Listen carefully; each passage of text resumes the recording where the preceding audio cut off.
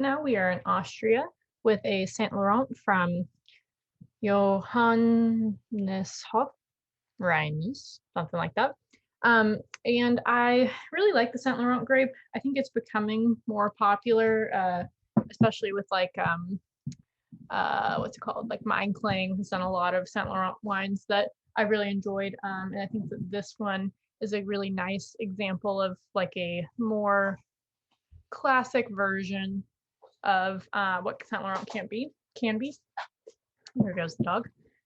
So, and I have to warn y'all when I start that I did the worst thing you can possibly do before you did tastings. I brushed my teeth, so everything might be slightly off for the first couple of videos. But luckily, I double checked my notes against what other people were saying, and I think that these probably make still pretty good sense, even if I feel like everything is slightly more minty than it should be.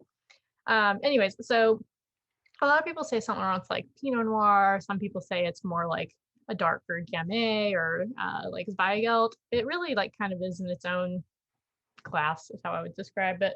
But I think you'll kind of understand why people would make all of those different comparisons. It's like that wine that like it tastes familiar, but you can't quite put your finger on it because it has hints of all these other grapes that you know very well, and it emulates them a little bit, but it does have its own stuff going on.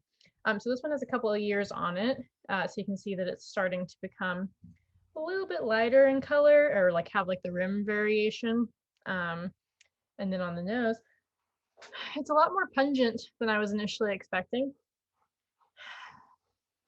So at the top, I feel like it's like more forest floor, like dried leaves or whatever. It's not, I wouldn't say it's that wet, if that makes sense. Like it's not like a wet forest floor.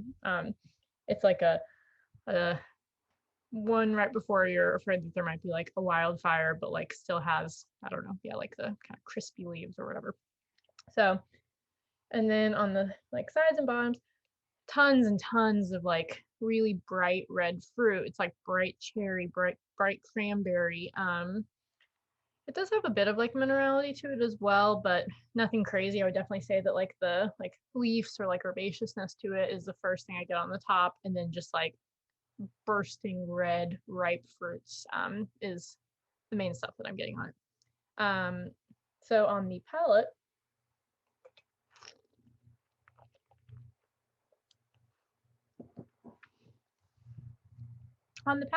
I can start to see why people would compare this to Pinot Noir. I do think that it's darker, a little bit darker than Pinot Noir generally, but again, I mean, I was describing a lot of things I just said is exactly how you might describe like a Burgundy, which is awesome because Burgundy is delicious and this is a really lovely wine. Um, and like it's got like medium tannins, so I would say that overall it's like very well balanced. Um, and everything that we just talked about on the nose is still there. There might be, I think I would say it's like a little darker. The fruit quality is like darker on the palate, and then there is even maybe like a bit of vanilla. I don't think it has oak on it, but I could be wrong.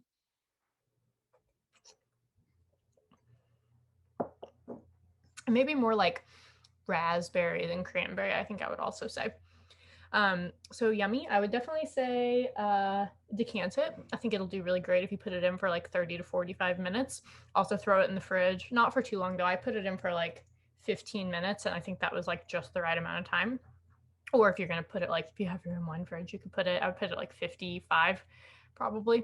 And then as far as pairings go, I'm not gonna lie, I've said it wasn't like Pinot Noir, and now I've decided to kind of think it is.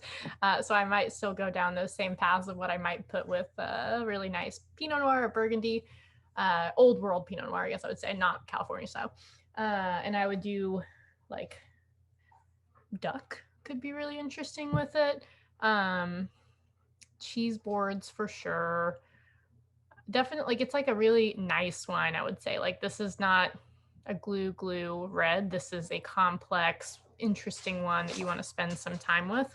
So I would say that in that regard with pairing, I would put it with something that is you're also going to spend time on either, or you paid a lot of money for if you buy really fancy takeout, or if you're going to make something.